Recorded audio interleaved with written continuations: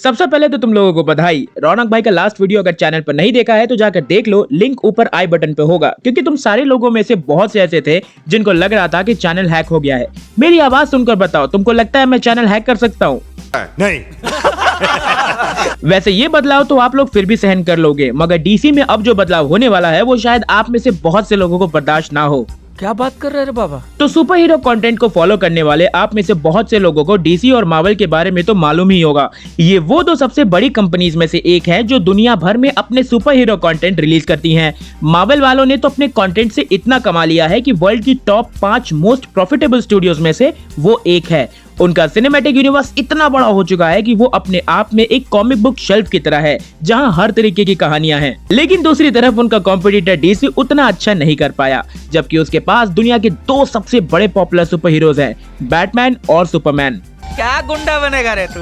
अब देखो, तुम में से बहुत से लोगों ने सुना होगा कि मार्वल सबसे अच्छी सुपर हीरो मूवीज निकालता है और डीसी वाले कभी उसकी बराबरी नहीं कर सकते। लेकिन ऐसा कहा क्यों जाता है? इसके पीछे का रीजन क्या है? वैसे ये काफी लंबी कहानी है, मगर शॉर्ट में बताता हूँ। दरअसल मार्वल एक सिनेमैटिक यूनिवर्स के फॉर्मूले पर पिछले 12 सालों से काम करता आया है, जहां उसकी हर फिल्म दूसरी फिल्म से कहीं न कहीं कनेक्टेड होती है। उनकी सभी फिल्में एक पर्टिकुलर स्टोरी को आगे बढ़ाती हैं। बढ़ते टाइम के साथ वो लगातार सक्सेसफुल होता जा रहा था, लेकिन जब 2012 में उसने दी एवेंजर्स रिलीज की तो एमसीयू का वो पहला बड़ा कदम था जिसने उसको एक बड़े फैन ग्रुप के सामने एक्सपोजर दिया। इसके बाद उनकी कहानी लगातार आगे बढ़ती रही और 2019 में उनकी दी एंड गेम दुनिया की सबसे ज्यादा कमाई करने वाली फिल्म बन गई। अल्टीमेटली मार्वल एक बहुत बड़ा फैन बेस एंजॉय करता है। दूसरी तरफ डीसी की दो सबसे बड़ी प्रॉब्लम रही। पहली तो ये कि उन्होंने अपना सिनेमैटिक यूनिवर्स बनाना ही तब शुरू किया जब मार्वल का फेस 1 खत्म हो चुका था, और दूसरा ये कि उनके पास कंसिस्टेंसी नहीं थी। 2013 में जैक स्नाइडर की man of steel current DCU की पहली मूवी थी।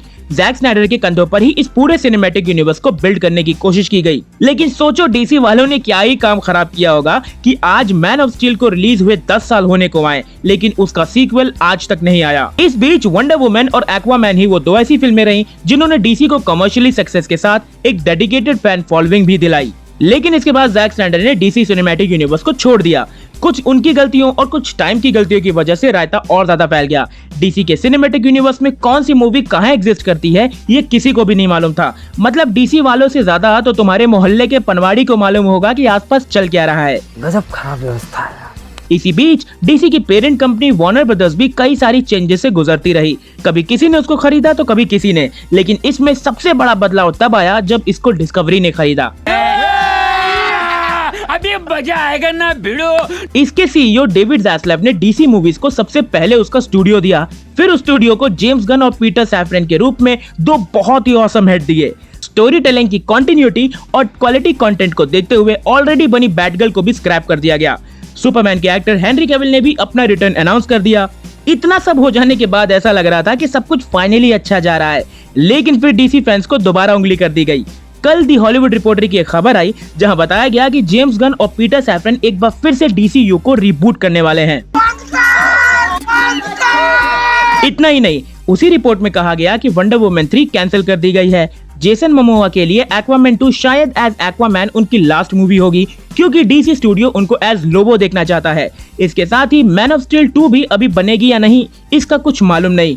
उनकी आने वाली मूवी दी फ्लैश में हेनरी कैविल के सुपरमैन का एक कैमियो भी था, जो अब रखा जाएगा या नहीं इस पर भी अभी कुछ क्लैरिटी नहीं आई है। यानी डीसी की पूरी कहानियां बैक टू स्क्वायर बना चुकी हैं। अब इस खबर पर जेम्स गन ने ट्वीट करके क्लैरिफिकेशन भी दिया कि रिपोर्ट में कुछ सच है, कुछ आधा सच है, कुछ एकदम सच नहीं और कुछ तो अभी तक तय भी नहीं है कि क्या होगा। अब ऐसे में 3 बड़े सवाल उठते हैं जो डीसीयू के फ्यूचर के लिए बहुत इंपॉर्टेंट है। पहला क्वेश्चन तो यही आएगा कि क्या ये रीबूट करना जरूरी है? देखो, मेरे ख्याल से आज नहीं तो कल इसको होना ही था। अगर आपको तेज भागना है और दूर तक भागना है तो पुराने बोझ को कंधे से उतारना ही पड़ेगा।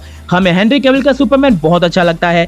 Gal Gadot as wonder woman भी हमको कितनी ही अच्छी क्यों ना लगती हो, लेकिन अगर आपको अगले 10 साल का प्लान बनाना है तो पहले की स्टोरी आर्क को एक क्लोजर देना ही पड़ेगा, जो इतनी जल्दी तो नहीं हो सकता। स्नाइडरवर्स की कहानियां एक इनजस्टिस स्टोरी लाइन की तरफ बढ़ रही थी, जो 1 या 2 मूवीज में दिखाना बहुत ज्यादा मुश्किल काम है। वो भी तब जब दी फ्लैश एक फ्लैश पॉइंट की स्टोरी फॉलो कर रही हो। लेकिन एक रिबूट ही वो ऑप्शन है जो DCU को एक नई शुरुआत के साथ बड़ी अपॉर्चुनिटी दिला सकता है। जेम्स गन वैसे भी ये जानते हैं कि कहानियों को कैसे दिखाया जाए कि ना वो सिर्फ कमर्शियली सक्सेसफुल बने बल्कि आपका सोशल कैपिटल भी बढ़ता जाए। दूसरा सवाल ये है कि अब स्नाइडरवर्स का क्या होगा। देखो सच्चाई यही है कि इसका अब कुछ नहीं होने वाला। जी हाँ, ये कहते हुए बहुत तकलीफ होती है, लेकिन हम सबको ये एक्सेप्ट करना ही पड़ेगा कि जिस इमारत की नींव स्नाइडर ने रखी थी अब उसको आगे नहीं बढ़ाया जा सकता। प्रैक्टिकल तरीके से अगर इसको देखें तो स्नाइडरवर्स की मूवीज एक पर्टिकुलर ऑडियंस को ही अपील करती थी, लेकिन अगर आपको ऑडियंस को खुद के साथ जोड़ना है तो एक होलसम स्टोरी लाइन की जरूरत होती है जो जेम्स गन की स्पेशलिटी है। तो यस, अब स्नाइडरवर्स कंटिन्यू नहीं हो सकता। वहीं तीसरा और सबसे इंपॉर्टेंट क्वेश्चन ये कि अब यहाँ से डीसी का फ्यूचर कितना ब्राइट है। अब देखो, जैसा कि वार्नर ब्रदर्स और डीसी का ट्रैक रिकॉर्ड रहा है, उनके बारे में कुछ भी प्रेडिक्ट करना इम्पॉसिबल है। इन लोगों को खुद नहीं मालूम होता कि ये अगला क्या करेंगे, लेकिन सिर्फ एक इंसान इसको सक्सेसफुल बना सकता है और वो है जेम्स गन।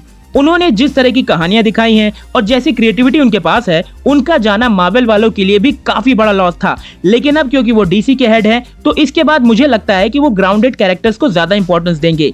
पीसमेकर उनमें से एक है और ऐसे कई सारे कैरेक्टर्स हैं जिनको जेम्स गन आगे बढ़ा सकते हैं। अब बैटमैन, सुपरमैन और वंडर वुमन वैसे भी बहुत पॉपुलर कैरेक्टर्स हैं, लेकिन इनका किसी स्टोरी लाइन में आना तभी इम्पैक्टफुल होगा जब स्टेक्स थोड़े बड़े हों। वैसे नेक्स्ट वीक जेम्स गन अपना 10 ईयर प्लान डेविड ज़ैसलव के सामने रखेंगे, तो कुछ लीक्स जरूर आएंगी, उसका वेट कीजिए। साथ ही कमेंट्स में आप अपनी थ्योरीज भी लिख सकते हैं। आप ये भी बता सकते हो कि नेक्स्ट वीडियो में किस पर बनाऊं। बीच बीच में मैं आता रहूंगा, टेंशन नहीं करो मेरे भाई, रौनक भाई भी चैनल पर आते रहेंगे। यकीन ना हो तो चैनल का नाम ऊपर लिखा है ना, वो पढ़ लो। बाकी मिलते हैं जल्दी, तब तक के लिए bye bye, tata, sayonara and have an awesome day.